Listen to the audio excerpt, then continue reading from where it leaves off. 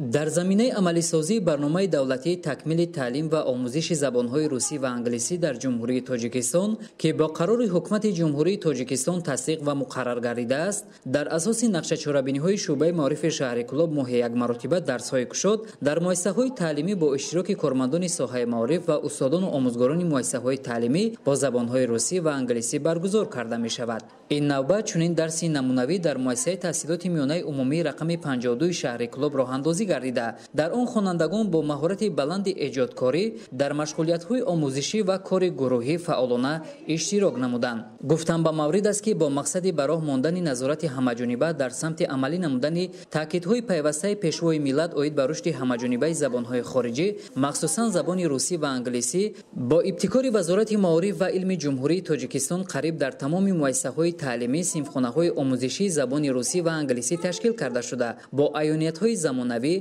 آرا داده شدند. این چنین از جانب آموزگاران نیز هر گونه عیانیت‌های دستی خودساخت برای بهتر و خوبتر براه ماندن تعلیم آماده کرده شدند. هنگام گذراندن درس کشاد برای جلب بیشتر خوانندگان به آموزش این فنها، آموزگار این مؤسسه وابسته به موضوع درس عیانیت‌های خوانش و از هر گونه موادهای دیداکتیکی استفاده نمود که شوق و هوس خوانندگان را به آموزش این زبانها بیشتر می‌نماید. از روی اطلاعی به دست آمده چنین درس‌های نمونوی در دیگر مؤسسه‌های تعلیمی از روی نقشه راه‌اندازی گردیده شعبه معارف شهر کلاب برگزار کرده می‌شود.